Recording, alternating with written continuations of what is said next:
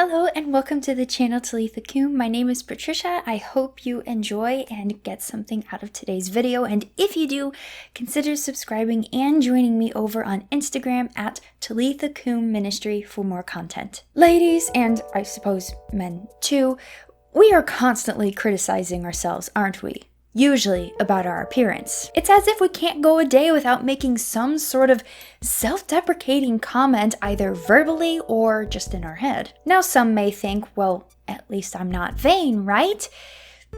Wrong. Shocker of shockers, self-deprecation is actually just another form of vanity. And we wrongly play it off as humility because in truth, it's not as if we're trying to criticize ourselves for the sake of improving something, but rather, intentional or not, for attention. Not necessarily in a narcissistic way, but from that natural desire to be accepted and loved. Think I'm crazy?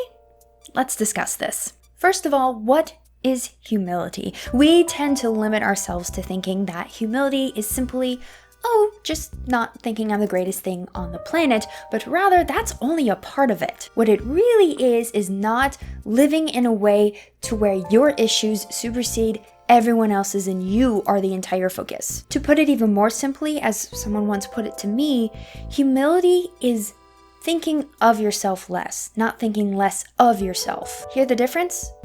Let me say it again, but I'll change one word. Humility is thinking about yourself less, not thinking less of yourself. I don't know about you, but when I first heard that phrase, I was dumbfounded and convicted. Now hold on, I hear my fellow women of faith saying, isn't it good to recognize that we aren't perfect? Isn't it good to remember that we stumble and need Christ's grace? Isn't it good to want to strive to better ourselves? To that I say, absolutely, you're totally right. However, be honest.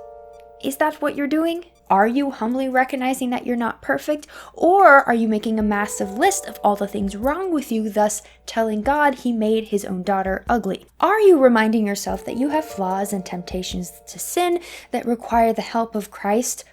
Or are you whining and complaining that you have no talent and no potential whatsoever, utterly ignoring the fact that God created everyone with unique abilities that do have to be honed in and worked on? Are you striving for sainthood through the perfection of Christ's grace? Or are you wallowing in your sin and overworking yourself? Thoughts to ponder. And I don't say any of this to scourge you. I say this to make you aware, as someone once made me aware years ago. My moment of clarity was when a sweet friend of mine, when I was about 20 or 21 years old, complimented the dress that I was wearing, and I responded, thanks, I like your shoes.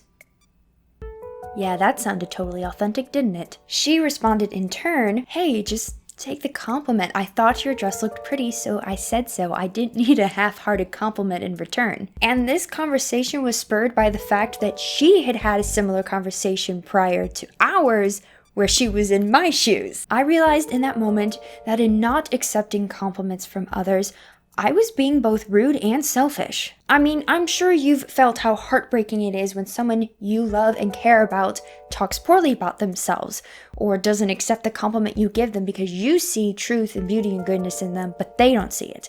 So if you're the one getting the compliment, this is someone that probably cares about you, maybe even if it's a stranger, and you should accept the compliment humbly.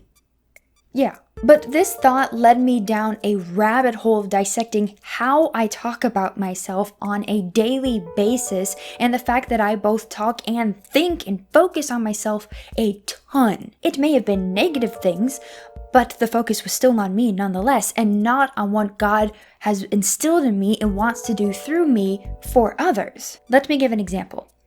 I'm a dance teacher. That's my career and my full-time job at the current. While the bulk of my students are under the age of 7, I do work a lot with teens and preteens as well. And let me tell you, it is absolutely heartbreaking, if not somewhat annoying, especially because I know I did this at their age as well, how severely they talk about themselves. And it's all the time. It's also far more prevalent in my job's environment, despite it being a devout Christian dance studio. And I don't mean Christian as just like a label of like, yeah, we're a Christian dance studio. I mean like everything is geared towards glorifying God with our bodies as temples, and the dances have stories about the good news and everything of that matter. But what you have to understand is that in dance, these girls are wearing tight clothing so we can see their form. They are sweating and are in front of this giant mirror for hours on end, critiquing themselves so as to better their dancing. And of course, it's based on what we as teachers correct them on. Obviously, that's our job, and we're correcting technique and actual steps. But between the thief that is comparison to other girls and the raging hormones, it gets out of hand. Rather than just taking the corrections and trying to do better, understanding that we give them those corrections because we know they can do better, they get so down on themselves. Rather than simply complimenting another student, they